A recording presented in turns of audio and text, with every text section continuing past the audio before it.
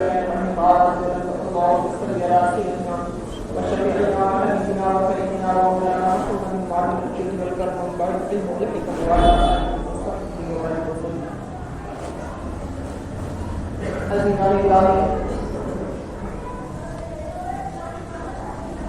کی بھی شخصیت پر، کسی کے بھی اخلاق و کردار پر، کسی کے بھی اعمال پر اس کے ماحول کا بڑا اثر پڑتا ہے۔ انسان جیسے ماحول میں رہتا ہے اسی ماحول میں ڈھلتا چلا جاتا ہے، اور یہ ماحول اگر اس کو ہم خود کسی طریقے سے بنانے کی کوشش کریں تو جیسا ماحول ہم بنائیں گے ویسا بن جائے گا، اور اگر ہم نے اس پر کوئی توجہ نہ کی تو یہ ماحول خود بخود بدلتا رہتا ہے اور لوگ اسی ماحول میں اپنے آپ کو ڈھالتے چلے جاتے ہیں۔ اسی ماحول کو دیکھتے ہوئے آج آپ اسکولوں کو بھی دیکھ لیں جنہوں نے بچوں کی تربیتوں کے لیے اپنے اسکولوں کو قائم کیا ہے۔ اگر ان کو طلبا کو انگریزی سکھانی ہے تو پورے اسکول میں ایک انگریزی ماحول بنانے کی کوشش کرتے ہیں تاکہ استادوں کی محنت کم سے کم ہو اور بچہ بہت کچھ اپنے ماحول سے ہی سیکھ لے۔ جب ایک پورا انگریزی ماحول ہوگا تو بچے کی زبان خود بہت انگریزی ہوتی چلی جائے گی۔ اسی چیز کو دوسری طرف اگر دیکھ لیں تو ایک بچہ ہندوستان میں پیدا ہوتا ہے، 2-3 سال کے اندر اردو بولنا سیکھ جاتا ہے۔ وہی بچہ اگر کسی امریکہ یا لندن میں پیدا ہو رہا ہے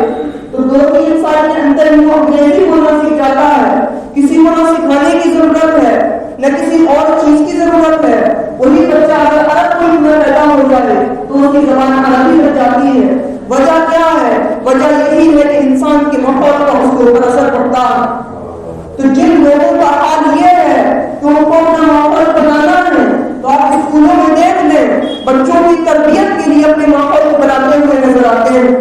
جس طریقے سے ساری قومیں اپنے ماحول کو بنا رہی ہیں اور اپنے حساب سے چلانے کی کوشش کر رہی ہیں، اسی طریقے سے ہماری بھی ضرورت ہے کہ ہم اپنے ماحول کو اسلامی بنانے کی کوشش کریں، ہم اپنے ماحول کو سنت و ہدیٰ بنانے کی کوشش کریں، ہم اپنے ماحول کو شریعت کے مطابق بنانے کی کوشش کریں۔ اگر ہمارا ماحول شریعت کے مطابق ہو گیا، اگر ہمارا ماحول اسلامی ہو گیا تو پھر اس کی برکتیں یہ ہوں گی کہ کوئی بندہ بھی شریعت کے خلاف قدم رکھتا ہوا نظر نہیں آئے۔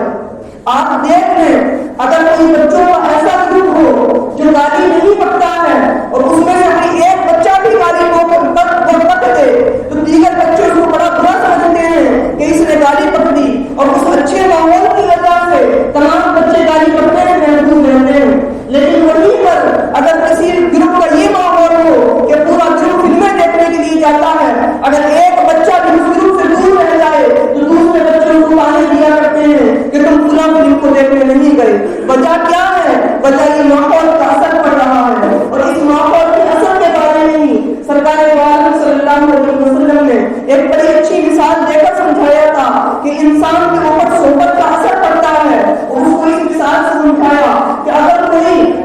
بندہ کسی خوشبو بیچنے والے کے پاس، کسی عطر فروش کے پاس، کسی عطار کے پاس جائے تو اس کی صحبت کا ضرور کچھ نہ کچھ اثر پڑے گا، یا تو وہ عطر خرید لے گا یا پھر وہ عطر والا عطر خوشبو لگا دے گا۔ اگر یہ کچھ بھی نہ ملے تو کم سے کم اتنا ضرور ہوگا کہ جتنی دیر اس کی دکان پر بیٹھا رہے گا خوشبو سے محسوس ہوتا رہے گا۔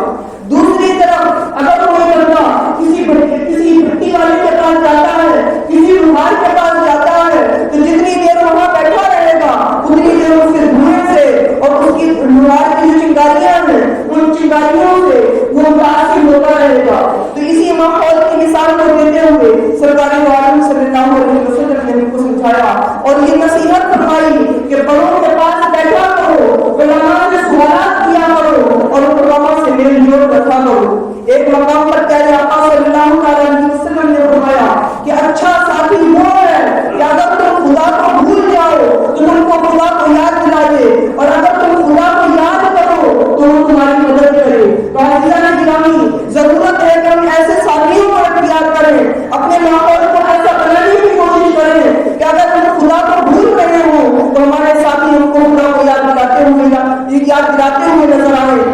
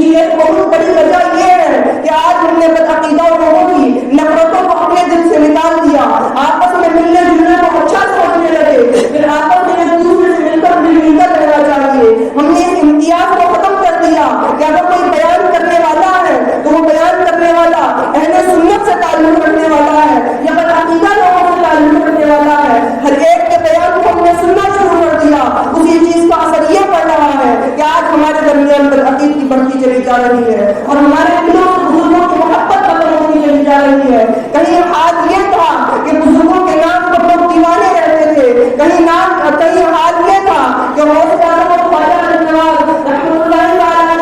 اور دیگر بزرگوں کے نام خود لیا کرتے تھے، فاتحہ خانی ہوا کرتی تھی، ان کے وسیلے سے اپنے مرحومین کو بھی یاد کیا کرتے تھے۔ لیکن آج بدعقیدوں کی صحبتوں میں بدعقیدوں کے ساتھ اٹھنے بیٹھتے ہیں، آج ہمارا حال یہ کر دیا ہے کہ ہمارے دلوں سے بزرگوں کی محبت تو نکلی بدعقیدگی آج ہمارے درمیان ترقی چلی جا رہی ہے۔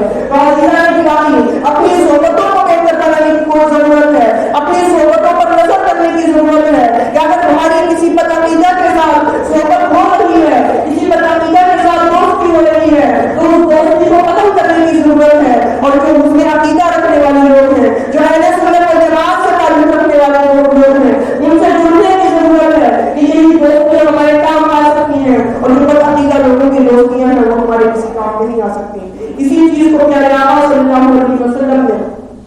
اسی چیز کا حکم دیتے ہوئے فرمایا کہ اسی چیز کا حکم دیتے ہوئے ارشاد فرمایا کہ علماء سے سوال کیا کرو، یعنی جو علماء اہل سنت ہیں ان سے جب انسان سوال کرے گا، ان سے جب علم سیکھنے کی کوشش کرے گا تو جو علم ملے گا وہ علم کارآمد ثابت ہوگا، وہ علم نفع بخش ہوگا۔ اور اگر اسی چیز کو ہم بدعقیدہ لوگوں کے پاس جاتے ہیں تو جس طریقے سے آقا علیہ السلام نے مثال دی ہے کہ ایک انسان اگر کسی لوہار کے پاس جاتا ہے تو اس کے دھوئیں سے اور اس کی چنگاریوں سے ضرور متاثر ہوتا ہے، اسی طریقے سے ہم بھی اپنے آپ کو متاثر کرتے ہوئے نظر آئیں گے۔ تو عزیزان گرامی، ضرورت اس چیز کی ہے کہ ہم اپنے آپ کو اپنے ماحول کو بہتر بنانے کی کوشش کریں، اپنے ماحول میں سنتوں